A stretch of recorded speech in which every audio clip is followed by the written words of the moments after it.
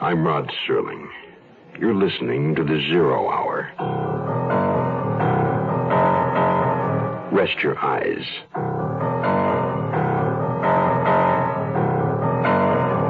Exercise your imagination. This week, Stanton Forbes' bizarre retrospective tale of entanglement. If two of them are dead. Starring Earl Hillerman, Catherine Burns,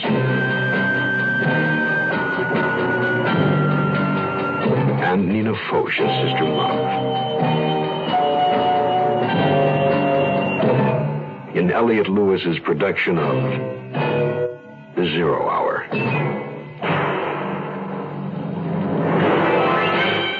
The Mutual Broadcasting System presents The Zero Hour. Sponsored in part by Ford Motor Company, MEM, and Sign Off. This is The Zero Hour on Mutual Radio.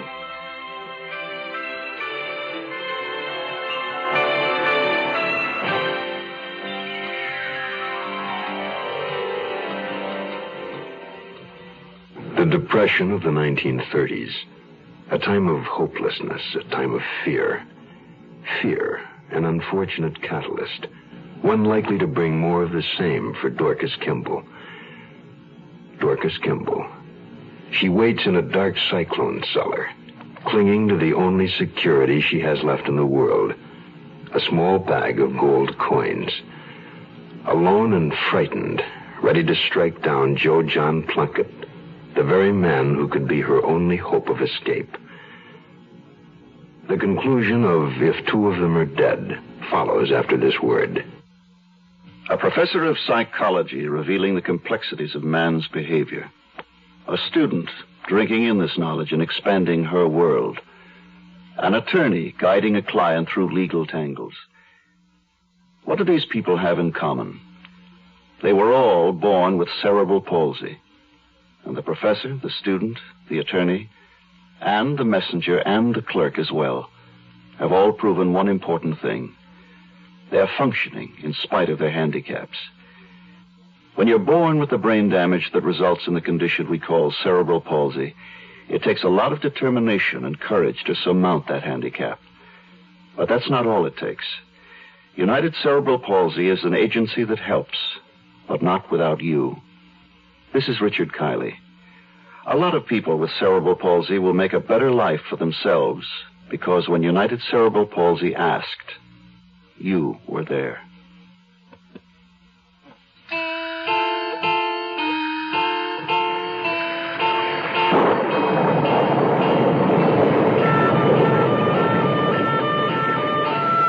Poor Dorcas. You poor little girl. Ever since I showed up, I've been cursing my own bad luck. Then while I was standing there on the cellar steps, in the pitch dark, it first occurred to me, her luck wasn't all that much to speak of either. Hell, she'd met me, the Friday the 13th of humanity.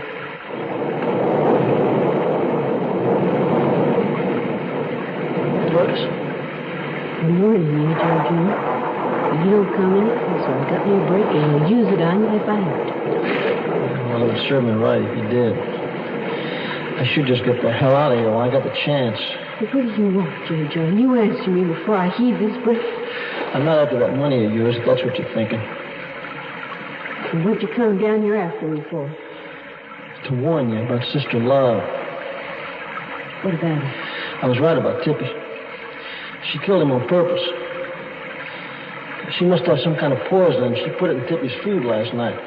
What? Just because he barked at her? No, she hated it. But that's not the reason she poisoned it. Why'd you do it then? Because she's got plans. And we just don't figure on them. At least not the way she told us we were going to.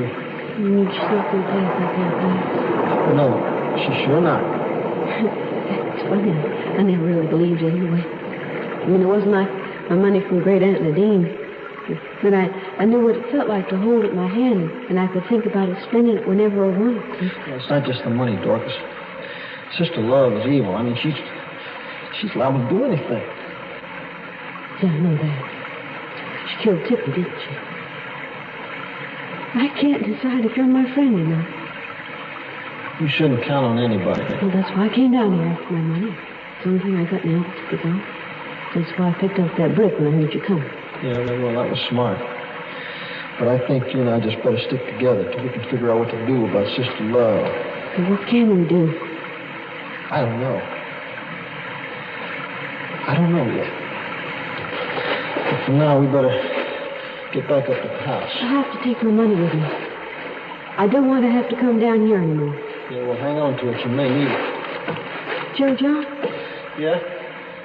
I could have hit you with that brick. I just couldn't have done it. Don't mind about that. Come on, let's go.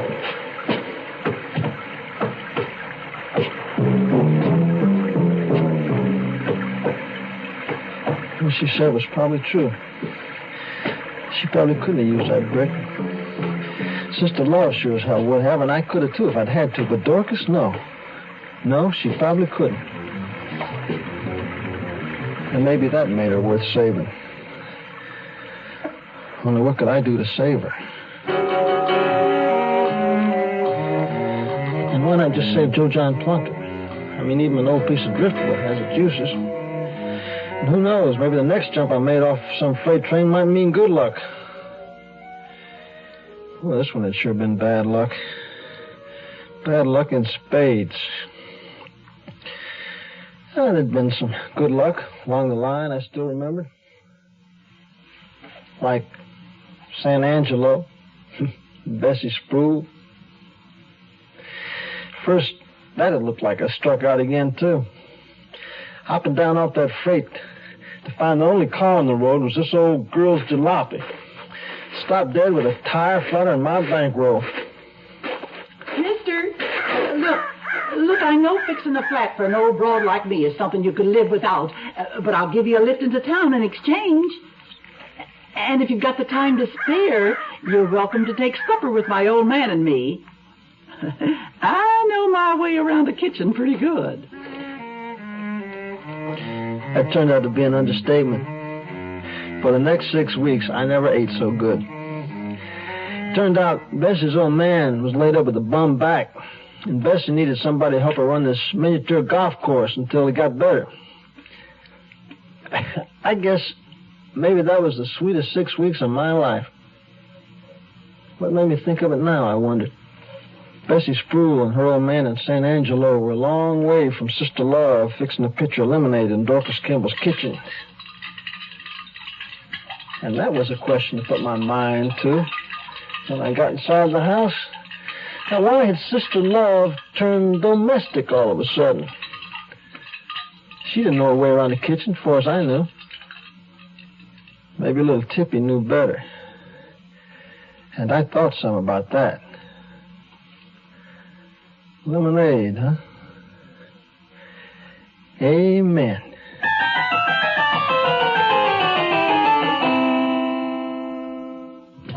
Looking for a car that's easy on gas, easy to buy, and yet has the luxury you want in a car? Look what we've done to our Mustang. Look what we've done to that car. Well, we changed the size, we changed the style, and you're gonna like it fine. So look what we've done to that car. Mustang 2. It's the all-new economical car from Ford. The right car at the right time. Built even smaller than the original Mustang. It has an easy-on-the-gas 4-cylinder engine, rack and pinion steering, tachometer, 4-speed transmission, plus a beautifully appointed interior. All standard. Luxury plus economy. That's Mustang 2. When you take a ride, you're gonna know that Mustang's one of a kind. So look what we've done to that car. Mustang 2, $28.95 excluding dealer prep, destination charges, title, and taxes. See your local Ford dealer. We'll return to our story in a moment. You're 17, 18. You've graduated from high school. You want to make something of yourself. But you don't have that something to make it with, like money for 4 years of college. What do? Well, you don't need 4 years of college to get a good job. Today, there's a crying need for technicians in exciting fields like oceanography, electronic data processing, health service, environmental control, forestry, and many others. Technicians earn twice the salary of the average high school graduate. Some even make more than four-year college graduates. All you need is a year or two of technical training. To learn how you can become a technician, send for our free booklet. It's called 25 Technical Careers. Write Careers, Washington, D.C., 20202. If you can't afford 4 years of college, write Careers, Washington, D.C., 20202, and make something of yourself.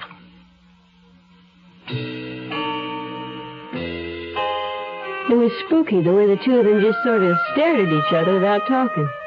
She kept stirring the lemonade, and he just looked at her, right at her. And not like he was thinking she was real beautiful, either. You keep stirring that, you're going to wear that spoon out. I was thirsty, and I wasn't going to wait forever. Whatever you and Dorcas were doing outside took you long enough. Dorcas, you better go get out of those wet clothes. She's been standing out by Tippy's grave in the rain. Sentimental foolishness over a dog. Well, it's done, except for the sugar. We can all have some in a moment. I didn't dare take my eyes off Sister Laura's hands. I watched her spoon the sugar into the pitcher, stir the mixture, and then take 3 clean glasses out of the cupboard. 2 of them, I felt sure, were going to end up containing something a little more potent than lemonade. The rain's stopping. I'm glad. Tippy never liked being out in the rain. Oh, God. Can't you forget that dog? I'll never forget that dog. Here, I'll pour the lemonade. No, it isn't quite chilled enough. I'll just set it in the icebox for now. We'll have it a little later. Guess I will go change my clothes after all. We'll wait for you. You come right back. Listen, Dorcas wants out of the deal. What? The $1,000. I don't know. Well, I mean, whether you got it or not, Dorcas doesn't want any part of it. Why are you telling me this? Why doesn't Dorcas tell me herself? Well, she's afraid of you. Afraid of me? Yeah, I know. That seems unbelievable to you, but she's just a child, you know. Oh, 17 isn't exactly a child. 15. She just admitted it to me. Have you been filling her with some of those wild notions of yours about me? Look, she's got a little money she saved. She's kept it hidden for years.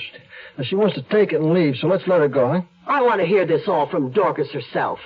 All right, here she comes. You asked her. Well, Dorcas, Joe John's been telling me some very interesting things about you. What things? What have you been telling her, Joe John? You still got your money safe on you, haven't you? My money? Joe John, why would you tell her about that? That's all right. Sister Love understands. Now, I explained to her now that Tippy's gone, so you just want to take your money and go away. Oh, no, but Sister Love doesn't object. Now, do you, Sister Love? Well, no, of course not. But where are you going, child, if you leave here? I don't know. Doesn't matter. Joe John's right. I want to go away. Any place. Very well. Joe John can drive you wherever you want to go. But let's have our lemonade first, shall we? Now, she was going to let us go, so it would look as though we were on the run when she played her big rescue scene. But first, of course, the poison. The 3 glasses were still on the table where she'd set them. Sister Love lifted the pitcher and began to pour the lemonade. I deliberately turned my back on her.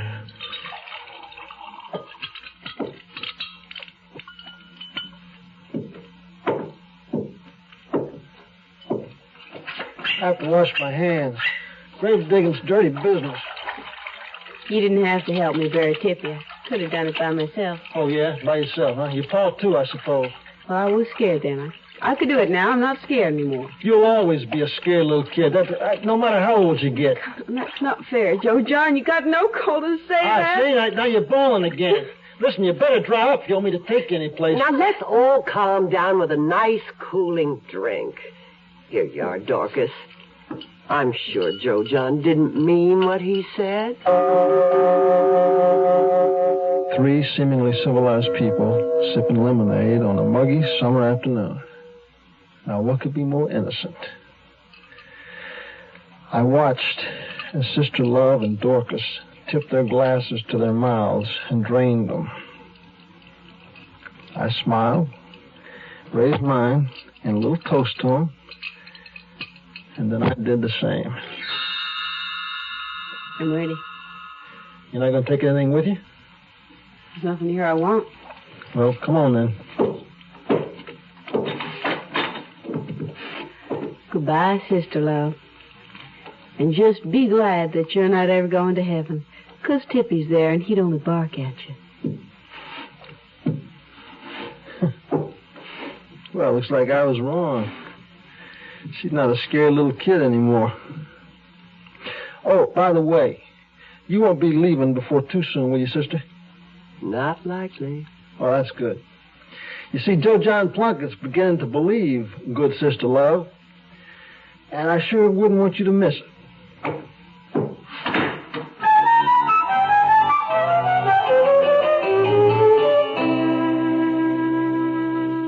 Hi, I'm Santa Claus's wife.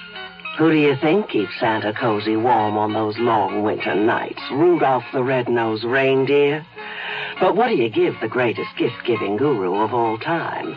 Well, I found out Santa just loves English leather. And English leather has so much grooming stuff, I rarely repeat a gift. So this Christmas, make sure all your Santas wear English leather. Or nothing at all. Sinus flares up. Sometimes your whole face aches. When you need occasional help, get Sign-Off tablets, the sinus medicine. Sign-Off works with a full dose of pure aspirin for sinus headache, plus a sinus drainer for congestion. That's how Sign-Off helps sinus pain while you drain. Remember, for best relief and safety, take Sign-Off only as directed. Sineoff. The sinus medicine in the bright red box. The 0 Hour continues after this. Here's a tip from your Better Business Bureau. You know, there's no such thing as instant shade from a tree you buy through the mail. It takes a large truck and a crane to move a tree big enough to provide immediate shade.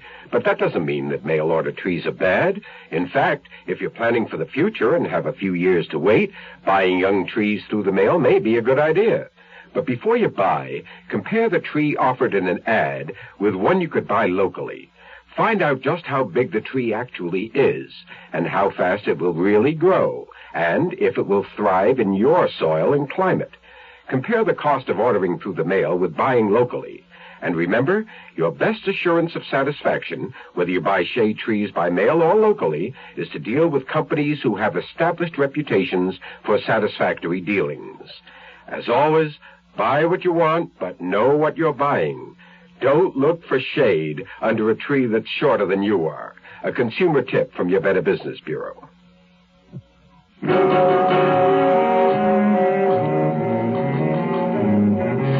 think the kid would ask where I was taking her. I mean, even if I didn't have the answer. Well, I guess it doesn't matter to her. Just so long as it's away from here. Well, that's the way I figured, too. I could see the house getting smaller and smaller in the rearview mirror. A wooden Uncle Sam in the yard and one arm raised in a farewell salute. The miniature painted windmills marching away into the distance reminded me of something, another time, another place. That sweet 6 weeks in St. Angelo. Yeah. Bessie Sproul and her old man and their miniature golf course. Something Bessie had once said to me was struggling to come up for air in my mind. Now, what was that? It was one of those soft summer nights. There were a few players still on the course. A couple of young lovers on about the 9th hole. Oh, they weren't in any hurry to finish their game. And a large, laughing family group just coming up on the 18th. I was the one with the miniature windmill that you had to hit the ball through. Kind of a little fairyland it is, where people come to be together and be happy. Yeah. That's what it looks like, all right. That little brook running through it and those little elves' houses, all those twinkling lights. A magic kingdom with my old man and me as the king and queen. Everybody in the kingdom acting as carefree as children. You know something, Bessie? I've even felt carefree here. Been real nice having you, Joe John. Sort of like having a son. That's the one thing we miss. It would have been nice having some kids of our own. But I guess it just wasn't in the cards. Suddenly, I knew why Bessie Sproul and San Angelo kept popping into my mind. What are we stopping for? There's a phone booth there. I want to make a call. Who to? Never mind. I'll be right back. He went to the phone booth to make a call, like he said. I thought maybe I should try and get away while I had the chance. But I couldn't drive the car. Anyway, taking the key. But trying to get away on foot just didn't make sense. He could catch me too easy. Besides, I didn't know where to go. So I just sat there in the car and waited like he told me to. Well, you're in, kid. You got it made. What are you talking about? You got your money with you, haven't you? You know I have. You got enough for a one-way ticket to St. Angelo? Yeah, it's plenty. Well, where am I going to go in San Angelo? To the Magic Kingdom, honey. To live with the king and queen.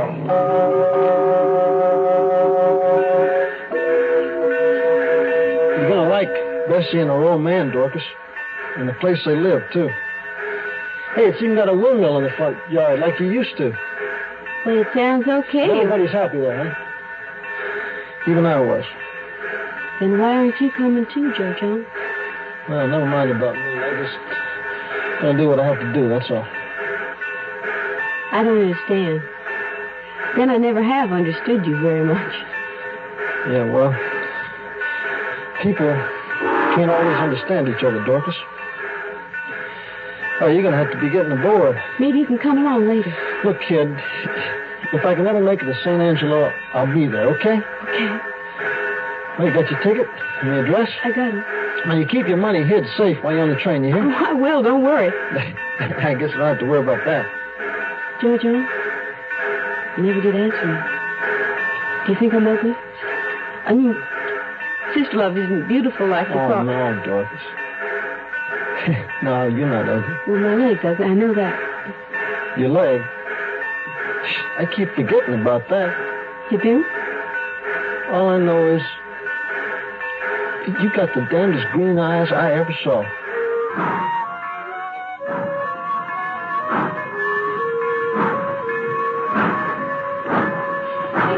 Well, it was done then.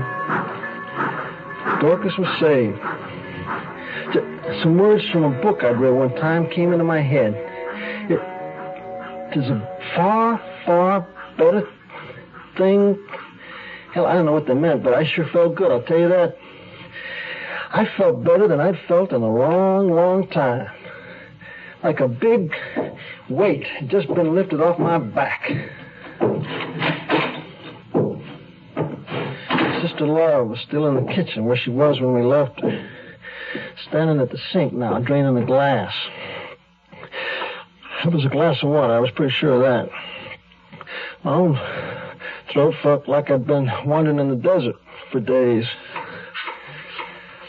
That's the trouble with lemonade. It makes you thirsty. What did you do? Well, you might say I turned the tables on you. But switch the glasses would be more accurate. Hallelujah, sister. But you couldn't have. I went to the sink to wash my hands so that I could watch you in the shaving mirror. I saw you slip a powder into two of those glasses. Oh, you weren't easy to distract. But I managed with my little play acting with Dorcas, remember? Only she wasn't play acting. But why? Because you and I have one thing in common. We'll both be better dead than alive. You and I? You and I. That's cozy, isn't it? And Dorcas, what did you do with her? Well, she's out of it. I sent her away to the safest, sanest place I could think of. She's going to have a chance now anyway. You fool. If you switched glasses, why Dorcas's? Why didn't you save yourself? Oh, I wouldn't be a noble if that's what you're thinking. But you still wouldn't understand. I only understand what you've done. Destroyed everything. Not just for me. For everybody. All those millions of souls denied Sister Love's salvation, huh? Yes. Sinners don't want to be saved. That's straight from the horse's mouth, lady. Fool. What did you use? Ergot. That stuff women take to bring on a miscarriage. It's easy to get. So what happens now? I don't know exactly. Well, we just give a little wine and fall in our graves like Tippy, huh? Sometimes see things before. Are you seeing things? My mother and father, that old bus driving down that mountain road. Only Uncle Micah and I are with them. We're sitting in the back. The bus is going fast. Too fast. You better warn them. It's going to crash. I'm trying to, but they're not paying any attention. They're just laughing and singing. Why don't you just sing along with them, sister? I can't. I don't know the song.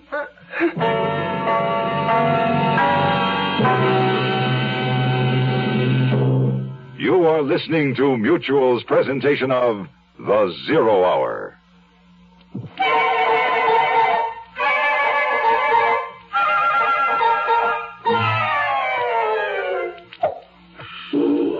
Hello, folks. This is Lawrence Welk. You can state it in a number of ways. The more you learn, the more you earn. The more you know, the higher you go.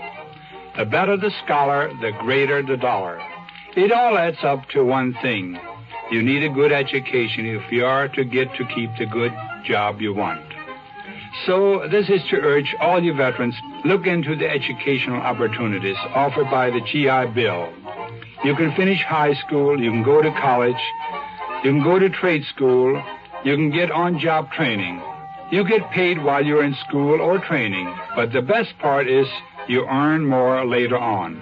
See VA Today.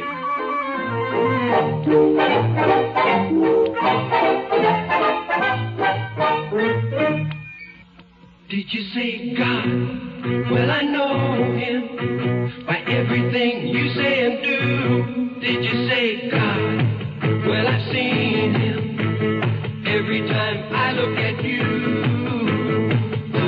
He's touched you with his love and with his truth. Don't look any further.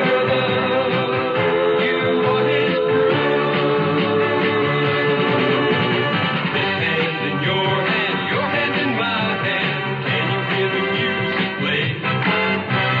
Brother to brother, helping each other. You know we're gonna find a way. His hand in your hand in my hand. Can you hear the music say? Sisters and brothers loving each other. We're gonna make a better day. This message is brought to you by Religion in American Life.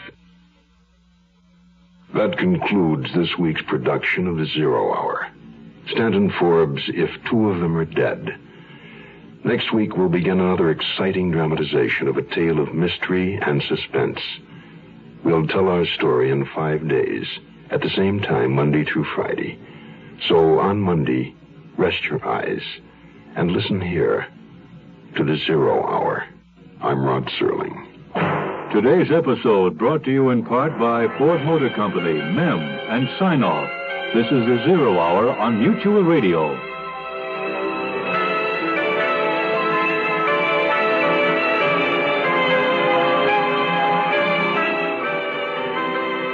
You have been listening to The Zero Hour, a presentation of the Mutual Broadcasting System in association with Hollywood Radio Theater.